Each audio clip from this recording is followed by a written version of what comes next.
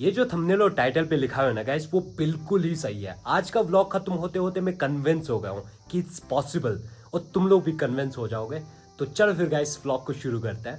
अभी हमारे speed reading का सिर्फ फर्स्ट डे था गाइस, एंड लिटरली एक ही दिन में इतना ज्यादा इंप्रूवमेंट हो सकता है। I am very excited to see आगे कितना इंप्रूवमेंट होने वाला है। हमने अपने मेन सब्जेक्ट के काफी नोट्स रिवाइज कर लिए, पॉलिटी, इकोनॉमी, ज्योग्राफी, हिस्ट्री, सबका। So hey guys, welcome to the day 12 of our 1 pushup challenge. इस चैलेंज को कंप्लीट करने में सिर्फ 10 मिनट लगते हैं, और ये चैलेंज मुझे मदद कर रहा है डेली कंसिस्टेंट रहने के लिए। अब आज एडिटिंग करते करते जिम के लिए काफी लेट हो चुका था, तो जल्दी से हम अपने जिम के सामान पैक करते हैं और मुफासा को बाय के हम जिम के लिए निकल जाते हैं। अब मेरे दोस्त ने मुझे कॉल किया हुआ था, तुम्हारे लिए गिफ्ट लाया है, तो मैं बहुत ज्यादा एक्साइटेड था। अब देखा तो ये मेरा ही ट्राइपॉड था जो मुझे कहीं भूल गया था। चलो जिम के लिए निकलो। अब ट्राइपॉड मिलने की खुशी में हम दही पीते पीते जिम के लिए निकल जाते हैं। अगर तुम अपने जिम के लिए या स्टडीज के लिए कंसिस्टेंट नहीं रह पा रहे हो, तो एक स्टडी पार्टनर या जिम पार्टनर जरूर ढूंढ लेना। यहाँ तक मैंने एक्सपीरियंस किया है ना गाइस, ये बहुत मदद करता है कंसिस्टेंट रहने के लिए। अब आज जिम में आके जब मैं अपना वेट चेक करता हूँ तो मुश्किल से 1 kg कम हो चुका था। तो फिर क्या था, हम ट्रेडमिल पे चढ़ के शैडो बॉक्सिंग किए, और आज हम दोनों ने मिलकर बहुत ज्यादा इंटेंस कार्डियो किया। अब इतना इंटेंस कार्डियो करने की वजह से मेरा बॉडी कुछ इस शेप में आ रहा है।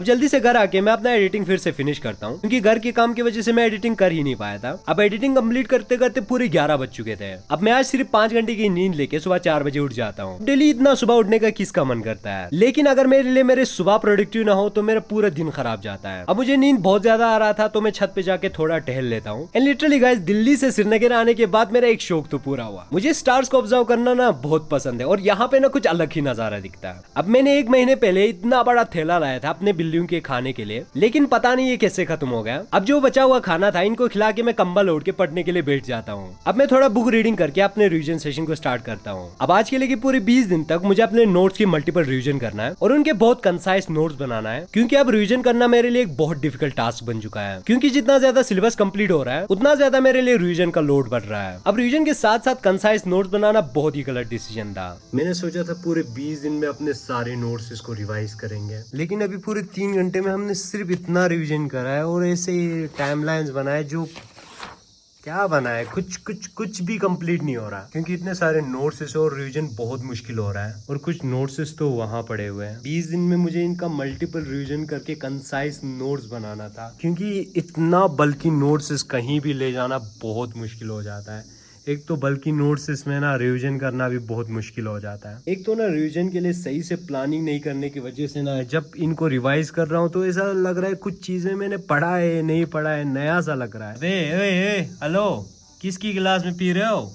ओए हाँ। अब मैं थोड़ा निराश हो गया था, तो मैं थोड़ी देर के लिए वॉक पे चला जाता हूँ। फिर मुझे याद आता है कि मैंने एक बार स्पीड रीडिंग के बारे में पढ़ा था, लेकिन स्पीड रीडिंग टेक्निक्स को मैंने कभी रिलीजियसली फॉलो नहीं किया। तो इसीलिए मैंने सोचा यार, हम कोई ना कोई तो सोल्यूशन निकाल लेंगे। अब घर आके मैंने जल्दी से स्पीड रीडिंग के बारे में सर्च किया। ऑन एवरेज एक नॉर्मल पर्सन का स्पीड रीडिंग होता है 200 वर्ड्स पर मिनट, लेकिन with speed reading it can goes up to 800 words per minute, और एक इलीट स्पीड रीडर तो 1000 वर्ड से भी ज्यादा पढ़ सकता है 1 मिनट में। आई वाज लाइक, अगर ऐसा है तो 1-2 दिन में ही मेरा पूरा रिवीजन कंप्लीट हो जाएगा। अब स्पीड रीडिंग करने के कुछ मेथड्स थे: finger method, chunking, skip filter and picture reading. पहला स्टेप है हमें पढ़ते वक्त अपने फिंगर को यूज करना है, और हमारी आंखें हमारे फिंगर्स को फॉलो करेगा, लेकिन कभी रिग्रेशन या रीरीड नहीं करना है। अब दूसरा स्टेप से चंकिंग। अब इस मेथड में हमें 3 से 4 वर्ड्स को इकट्ठे ही देखना है, और मोस्ट इंपोर्टेंटली रिवीजन करने के लिए सिर्फ स्किप फिल्टर यूज करना है, जिसमें की वर्ड्स, हेडिंग और डायग्राम को ही देखना है। और आखिरी स्टेप है पिक्चर रीडिंग, जिसमें आपको हर एक इंपॉर्टेंट पॉइंट को पिक्चर में कन्वर्ट करना है, क्योंकि हमारा दिमाग पिक्चर में सोचता है। एंड मोस्ट इंपोर्टेंटली एक ही पिक्चर में हम हजारों इन्फॉर्मेशन छुपा सकते हैं और कनेक्ट कर सकते हैं। अब इसी एक्साइटमेंट के साथ मैं अपने हिस्ट्री की रिवीजन स्टार्ट कर देता हूँ। लेकिन to be very honest guys, जब मैंने ये मेथड स्टार्ट किया तो बहुत ज्यादा डिफिकल्ट लग रहा था, क्योंकि मैं अपने उंगलियों को तो फॉलो कर रहा था, लेकिन कुछ वर्ड्स भी दिमाग में नहीं जा रहा था, और कंप्रहेंशन की तो धज्जियां ही उड़ गया।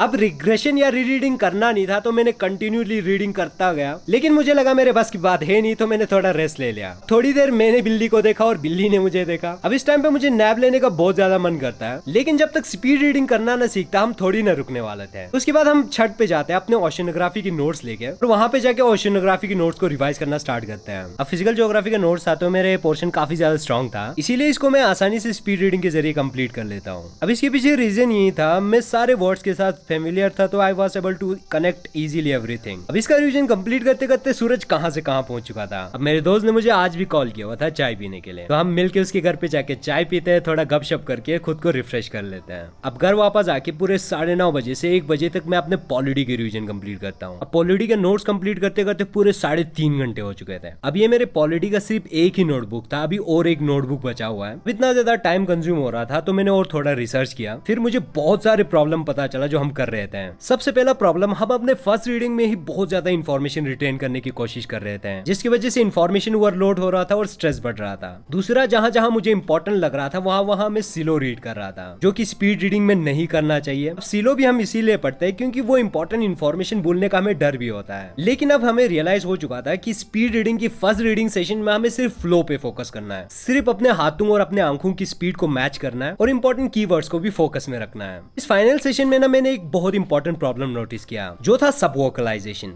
हम अपने दिमाग में भी पढ़ते जा रहे थे, जिसको बिल्कुल भी नहीं करना है, जिसकी वजह से ज्यादा टाइम कंज्यूम नहीं कर रहा था, जिस वजह से सिर्फ 2.5 घंटे में हमने पूरे इकोनॉमिक्स की रिवीजन कंप्लीट कर लिया।